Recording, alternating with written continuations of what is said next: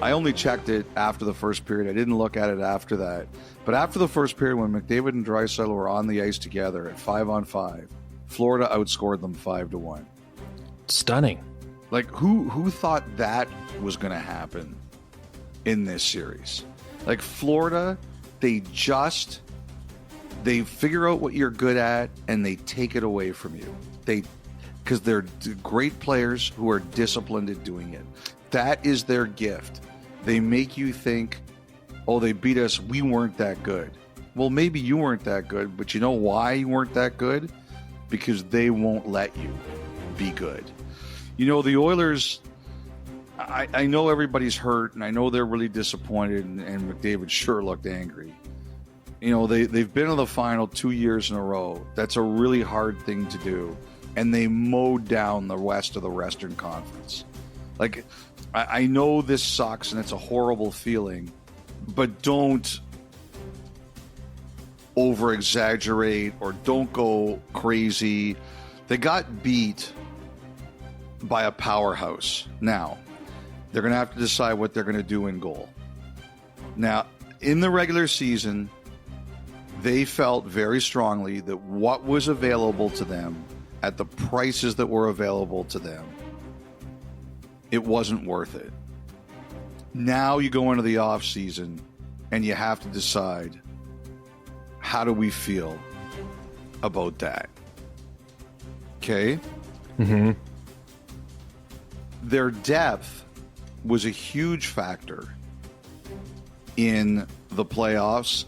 And then in the final, they didn't have enough support for the big guys. All of a sudden, that went dry. You know, Kane had a tremendous playoffs, and he took a bunch of penalties in the final that basically ended his effectiveness. Nugent Hopkins, like, we'll see what it was, but the talk is, I think we can say it now, it was a broken finger or hand or wrist or something like that. So that ends his effectiveness. Hyman was out. They didn't. So immediately you lose Hyman. Nugent Hopkins is at limited effectiveness. Kane sort of penalizes himself out of the series. That's three key players from the playoffs that were suddenly not on your team, right? And you need that depth. So I'm sure the Oilers are going to look at, okay, how much do we have to reconfigure here? What are we going to look at? They have one more year of McDavid on this contract, but they're going to have to think about their questions in goal. And the other thing too is, you know, they had a real good group going on their defense, and then all of a sudden Ekholm comes back, and he's a great player, like just a great player. But their defense was kind of screwed up a little bit after that. It's weird. I find it very hard to explain. You can't tell me that Ekholm coming back is a negative, but it did somehow screw around with their group. And we'll see how that figures itself out. Like, the goal that they gave up, Marchand on the face-off in Game 5, where he beat him at center ice, another defenseman in the league told me that he couldn't believe, in retrospect, that Ekholm was on the right side there. He's a lefty shot. He doesn't play the right side as often. He's coming back from an injury. Said that even as player as good as Ekholm is really going to have a hard time making that play, and he turned the wrong way. And I was thinking that on the play where he got beat on the first goal by Reinhart, in Game 6, again, he was on the right side and he got beaten going to the middle of the ice. Like, the whole thing is just weird. I don't really know how to say it, how to explain it. But Edmonton's D played really well for most of the playoffs. I think the biggest questions they're going to have, Kyle, is number one going to be in goal, and number two, you know, what do they think of their forward mix? We know that Frederick is getting extended. He's signing a long-term deal at a lower AAV there in Edmonton. I think Bouchard gets extended. Yes, he had a really rough Game 6. That was a tough pass, the first goal, but he did have the turnover at the blue line. late in the first period. But for the most part, he had a phenomenal playoff, and I think he's going to be extended at a very big number. But also there's a McDavid extension to worry about, and I'll have some thoughts about that probably on Friday when we do our next pod. But I think the biggest question Edmonton has are, one, how do they feel in goal? And number two, what are they going to do with their forwards? It's a lot to think about for the Oilers, for sure. Stuart Skinner, Calvin Pickard, both with 1 year left on their deal as it currently stands. And, well, Pickard, of course, and Stuart now as well, Skinner, will be UFAs at the conclusion of those deals. You know, we talked a lot about going into this series, and certainly early on was the McDavid Barkov matchup, Elliotte. I think, I know the panel talked about it. Luke Gazdick in the post-game show with Ken and Ivanka did a great highlight pack on it all. The real matchup of McDavid versus Gustav Forsling was just an unbelievable job by Forsling, where, I mean, how many times, just in Game 6 alone, where it wasn't you're completely wrapping McDavid up, but you're just getting enough of a piece to disrupt what he is trying to do. And you mentioned the frustration that McDavid had in the postgame. The one line that stuck out to me was, we kept trying the same thing over and over again, banging our heads against the wall. Now, I don't know if that's just, as we say, the frustration, the anger of the way it all ended for him and the Oilers again this year, or if there is a little more to that. I don't know if you caught that at all in the aftermath. I didn't. You know, I was out. Yes, you were busy. Guys, so I'll have to look at it more. Yes. I just heard he was really upset, really angry.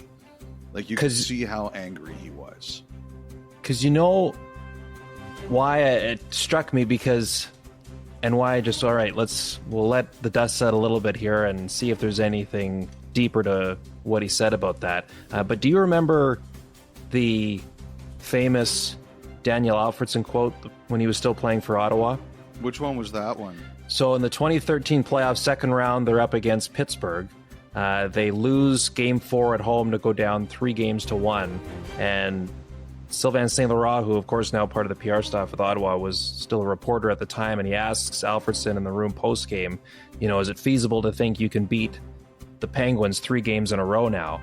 And Alfie says probably not, and of course that catches on like wildfire. And someone told me the genesis behind that comment was because early on in that series, he was pleading with Paul McLean, who was then the head coach, was that whatever the Penguins were doing to them in the neutral zone was killing them.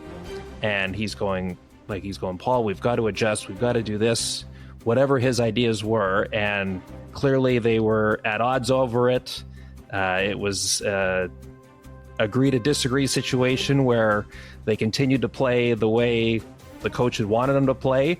And now suddenly they're down 3-1 against a very good Penguins team. And it was the frustration of that in the moment for Alfredsson that came out when he's asked about, you think you can beat this team 3 times in a row? And he goes, probably not. Anyway, it could be something completely different. It reminds me of when Matthews said the Passengers, right? Well, there's something a little more recent. Yeah. Yeah, but it's a good, I'm glad you remind me of that. It's just in the moment. Yeah, these guys, they care, man. They absolutely care. They absolutely care. You know, a couple things. Panthers. Bennett. That's going to be a big one. Whew. Conn Smythe Trophy winner. Yes. To boot. Yes. Very well deserving. Yeah, very well. I think this is coming out today, so I'll say it. I had Marchand, Bennett, Bobrovsky. Those were my 3. So you had Marchand 1 in the end. I did. It was tough. It was really tough. Yeah. Really difficult choice. You know, I think that, you know, I got an interesting call. You know, I started looking, like, it was really hard. I'm not going to deny it. It was really hard. And And by the way, the stuff that Bennett said about Marchand, it was just unbelievable timing about how Marchand was lifting the Stanley Cup. As we spoke to Bennett, and I give credit to the Sportsnet editors who edited out the swearing, even though I think it should just stay in. Like, it's winning the Stanley Cup. Let the swearing stay in there. That's right. But I had a coach who called me, and he said, because he heard me talking about it in the last pod with you, and this really stuck with me. And he said, "Here's why my vote would be Marchand, if and if you still are stuck." And I said, "Okay." And he said, "You got to think about this guy. He's the captain of the Boston Bruins. He's trying to work out a way to stay with the Bruins, and he gets traded at the last second. And he's traded to Florida, one of your biggest rivals, even though he wanted to go there. And he's not with his family. As he said, his family doesn't go with him, right? Mm-hmm. And he's used to being the captain and a big voice.